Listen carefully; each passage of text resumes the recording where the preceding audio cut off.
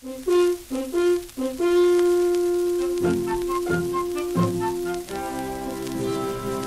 upon a time, there was a poor woodcutter called Geppetto. All day long, he worked in the forest, chopping sticks to sell for firewood. One evening, after eating his dinner, Geppetto fell asleep in his chair and dreamed a most wonderful dream. He dreamed that one of the sticks he had chopped in the forest hopped up to his chair and spoke to him. Hello, Master Geppetto. Don't sell me for firewood, please. I'm no ordinary stick. I want to be a puppet. At that, Geppetto awoke, and no sooner said than done. He quickly took the stick of wood and began carving it. And as he worked, Geppetto sang happily. A stick of wood is very good to make a puppet for me. I'll chop and chip from top to tip, and then a puppet he'll be. He'll have a pointed nose and wooden hands and toes. And when he's done, he'll skip and run and dance wherever he goes. And so Geppetto worked, and soon the puppet was done. And now I must find a name for my puppet. But my name is Pinocchio, and I'm not always going to be a puppet. I want to be a real boy. Well, that would be wonderful. But then you'll have to go to school like other boys.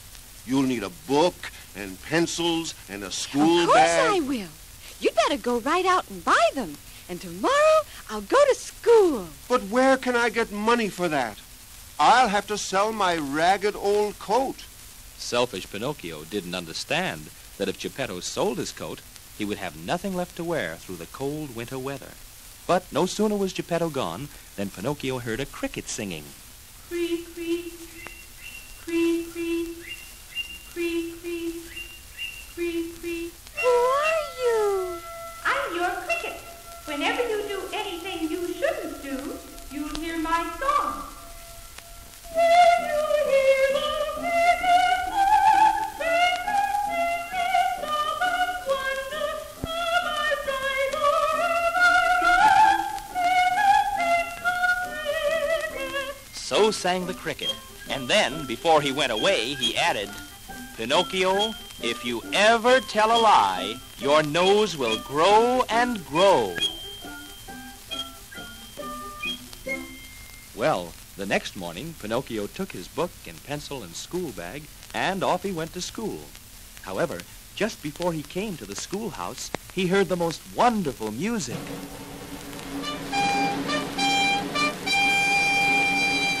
It was a puppet show. Crowds were going in, so Pinocchio forgot all about school and went in too. The show had already begun. The puppets were riding on puppet horses, and it seemed to Pinocchio as he came in that they were calling to him. Come on, Pinocchio, come on and join our puppet show. You'll do the things that puppets do, and be a little puppet too. Upon a hobby horse you'll ride, and rock and sway from side to side, and in a twinkling you will be across the land, across the sea. Come on, it's time to go. Come on, Pinocchio, we'll ride to Puppet Land, and then we'll all come riding home again. When the show was done, the puppet master wanted Pinocchio to stay with him and be a puppet actor. But suddenly Pinocchio remembered. Oh, no! I can't stay. I don't want to be a puppet. I want to be a real boy.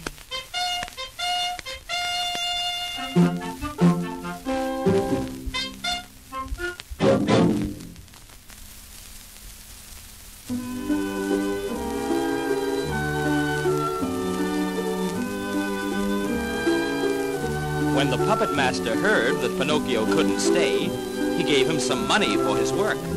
Take this money home to Geppetto, he said kindly. With this money, he'll be able to buy a new coat. How fine that sounded to Pinocchio. But things were not to be that easy for him.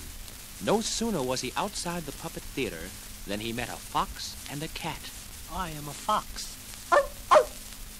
You can tell from my bark that I'm a very kind and helpful fox. And I, my friend, am a very kind and generous cat. I'm Pinocchio, And I have some money I'm taking home to Geppetto.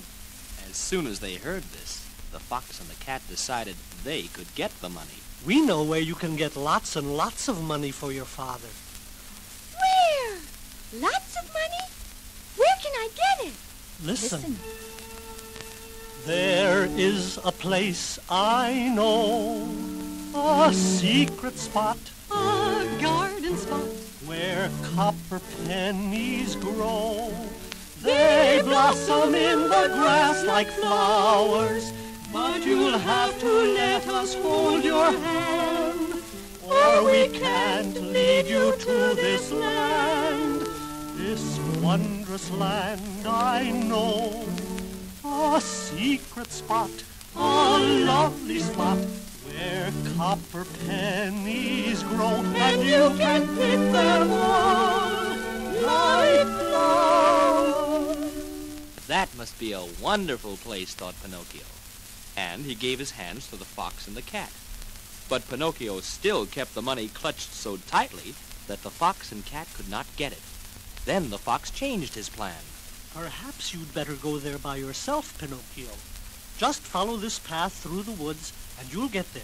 Away ran Pinocchio on his puppet legs. In the deepest part of the woods, he looked back and saw the fox and the cat following him. Faster than ever he ran, and soon left them behind. But now Pinocchio was lost. He wandered on, cold and hungry, and at last came to a little house with a blue light shining in the window. He knocked at the door, and a lovely voice answered. Come in, Pinocchio. It was his fairy godmother. Pinocchio told her everything that had happened to him. But when it came to the money, he gripped it tightly in his hand and said, I lost the money. I lost it while I was running away from the fox and the cat. Pinocchio's nose suddenly grew longer, and it seemed to him he heard the cricket singing.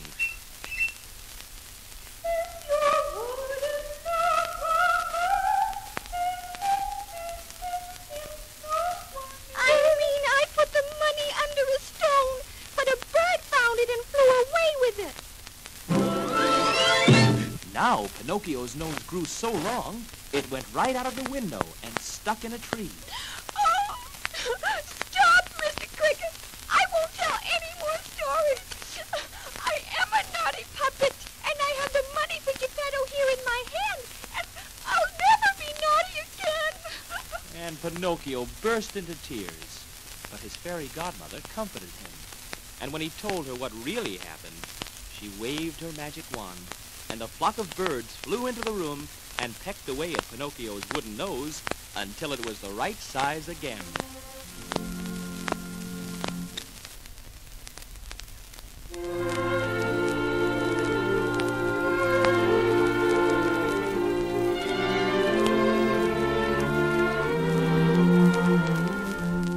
The next morning, Pinocchio and his fairy godmother returned to the village, but Geppetto's little house was empty. A neighbor told them Geppetto thought Pinocchio was lost, and so he was traveling all through the world to find him. Pinocchio began to cry, but again his fairy godmother comforted him. Don't cry, Pinocchio. Someday Geppetto will come back home. Meanwhile, I'll stay here with you. And so Pinocchio and his fairy godmother stayed on in the village. The morning after they arrived, Pinocchio went back to school. His best friend was a boy called Carrot Top, and he was the silliest boy in the whole school. One day, Pinocchio went to invite Carrot Top to his birthday party. When he came to Carrot Top's house, there stood Carrot Top all dressed up, with a suitcase in his hand and a crowd of children around him. When they saw Pinocchio, they called out, Hey, Pinocchio! Are you coming along with us? Come on with us, Pinocchio. Where are you going? We're sick and tired of school. We're going away to the land of fools, where the silliest things happen. Every day a coach comes riding by, clappity-clip to the land of fools. And you hear the jolly coachman cry, come on a trip to the land of fools. There we stay up late and play night and day, till we all get tired of yawning. If you ask me how it is, I know Listen and then sing it again.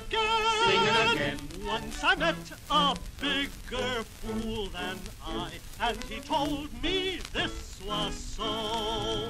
At that moment, a coach came rolling up, stuffed with